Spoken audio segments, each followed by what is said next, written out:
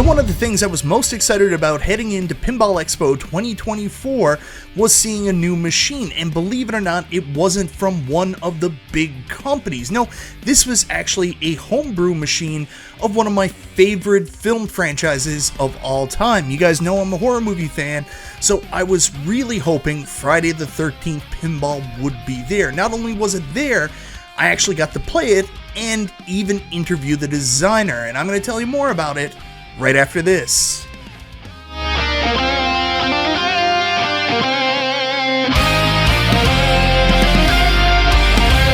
Hello YouTube, it's me, it's Michael B. Thank you so much for checking out today's video, and in today's video, we're taking a look at this one-of-one pinball machine based on the Friday the 13th franchise. I'm so excited to share what I saw at the Pinball Expo based on this machine with you and the interview I had with the designer. But before we get into that, I want to say thank you so much, everybody, for checking out the video. Guys, I always appreciate the support. If this is your first time to the channel, you like what you see, go ahead, subscribe, click the bell for notification, all that YouTube jazz.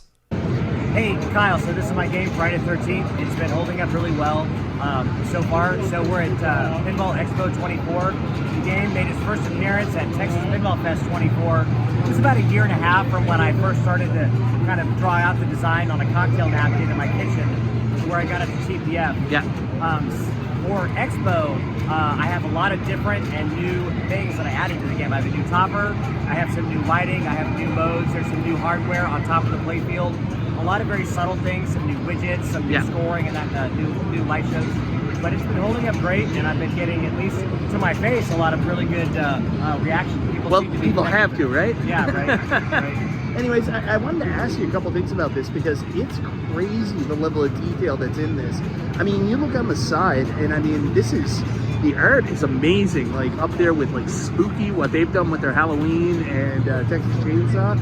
Like, who did the art for you? Did you do it, or? So the art for this game was an interesting journey. Yeah. You know, anybody can kind of sketch out a play field and add some mix, but the art was tough. So I outsourced the art. The backlash was done by somebody on Fiverr. Yeah. So I told them what I wanted. I was able to get a painting back. The playfield art, I was able to get somebody on Fiverr as well. So I kind of told them what I wanted.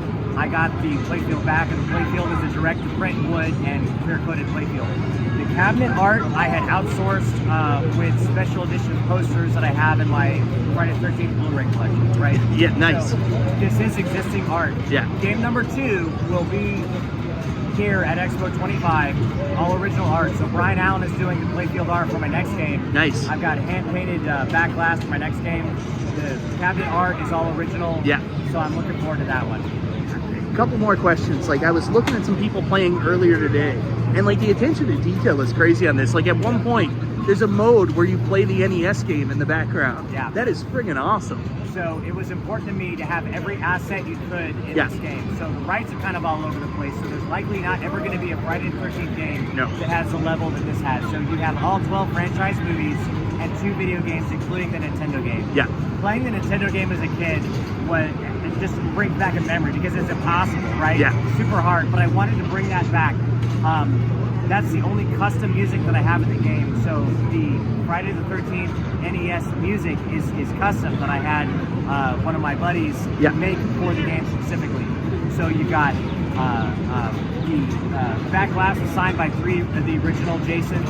You have custom call-outs from the original cast who read the movie. So I've got 3 Jasons, 2 final girls, and a victim. And the victim narrated my trailer on YouTube. Pretty nice, man. Which Jasons do you have? So I've got Kane Hodder, who played Jason in parts 7 through 10. CJ Graham, who played Jason in 6. And Ari Lehman, who was the original Jason, featured on the cabinet. On the backlash, you have Derek Mears, who played Reboot Jason, CJ Graham in 6, and Ken Kersinger, who played Jason in Freddy vs. Jason. And was in the cafe scene in Friday the 13th, part 8, Jason Goes to Manhattan. You got it. Jason Takes Manhattan. Funny enough, so I met him last week, and I said, I know you were in 2. You were in Freddy vs. Jason in part 8. Yeah. So you're obviously a huge Friday the 13th fan, much like myself. Like, you talked about the rights issues. Is that really what inspired you to do this in the first place? Like, where it's up in the air, we're probably never going to get anything from anybody really? So I knew when I decided to make my own game, that I wanted to do a theme that likely would never be done in a way that I wanted to have it done, right? So, you know, a lot of themes have kind of been there and done that. So I said, Friday the 13th, no one's ever done that. Why?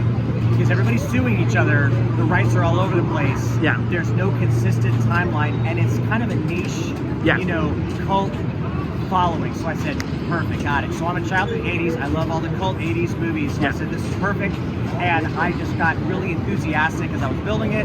My son was 13 at the time. He wanted to help me watch the movies for research, especially the ones with a lot of nudity. So we put everything we could. We were writing down kills and organizing all the clips and stuff. So everything, every moment from every Friday the 13th movie that you like remember is in the game. That's awesome. Yeah, I heard you talking to the guys earlier. So there's everything from the original Friday the 13th franchise up to Part 8, Jason Goes to Hell, Jason Goes to Hell Part 9, then Jason X, and then even Freddy vs. Jason. Yeah. And the reboot. You've got everything. So all 12 movies, you know, it's funny, it's Friday the 13th, there's only 12 movies. But you know, all 12 movies, the base music is from the new video game on the PS4. Oh, nice. So that's kind of the very moody music. And then you have each of the franchise main themes with the modes. Yeah. This is awesome. So this is one and done. There's only ever going to be one made? Yep, this is it. This is it. So, but again, I do have number 2 coming next year to Expo 25. The theme is Big Trouble in Little China. Again, that is friggin' awesome. I'm a huge fan of the 80s. So Brian Allen crushed the art. It's incredible. The back glass looks phenomenal. I'm super excited about the cabinet. So the layout for Friday the 13th is very traditional. You know, I wanted a player to come up, understand who they were, who is Jason. The goal is to fight through all the movies to battle Freddy. So the layout is very familiar. There's nothing kind of crazy. With the follow-on game, there's a lot of loops. There's some old school elements. I'm taking a couple more risks with the next one, knowing what I know now, learning what I learned with this game, and knowing that I can do it. Yeah. Well, this is awesome. Thank you so much for doing this. So after seeing this machine originally at the Texas Pinball Fest, I was really hoping it would once again show up at the Pinball Expo, and I wasn't disappointed. So I actually got to play it, and there's so many things I like about this machine. Obviously, I love the artwork. The artwork's incredible. I didn't know how he pulled off such amazing artwork. I mean, this thing looked like spooky, but it turns out they used the inside sleeve or posters from the latest Blu-ray release. Smart, because it looks really good. The table itself, or machine itself, had great gameplay, lots of options, so much love and passion for the franchise obviously went into the code and how the table is designed. There's so many cool features, including a wizard mode he had unlocked, where you could actually go after Freddy Krueger, living up the whole Jason versus Freddy dynamic. The DMD had so many cool, iconic moments from the film franchises, all the films in the whole franchise. There was something from everything in there, something that would be very hard to do on a licensed machine because of the mess with the rights, where some are owned by Paramount, some are owned by New Line. Yeah, there's no way this can be done unless it's something like this, like a homebrew pin. One critique I do have of the machine, though, I did find the flippers a little weak. I don't know if they were designed to be like that, or if it's just where it's been played nonstop for 3 straight days. Maybe they just got a little weak. I have no idea, but I did find the flippers kind of floaty and weak. Me personally, I like a stronger flipper like what Stern does. American Pinball has a good strong flipper, and Jersey Jack does as well now after they've integrated the changes that Richie told them to make for Elton John. They're actually shooting really well now. Spooky's pretty good too. I can't forget Spooky. The other thing I really want to talk about here was how much love the designer had for the franchise and every last bit of the franchise. There's even a mode in the game.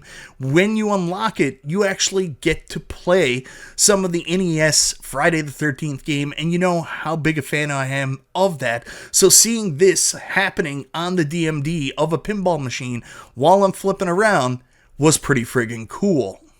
So anyways, guys, that's my look at the Friday the 13th pinball machine. I think this guy nailed it, like knocked it out of the park. Again, my only complaint was the flipper strength, but other than that, I had a great time playing this table, and it's so cool to see this actually happen. Because of the rights issues with Friday the 13th, I don't know if this will ever happen, and if it does happen, like we talked about, there's other issues between who owns what, with Paramount owning some of the footage and New Line owning some of the other footage.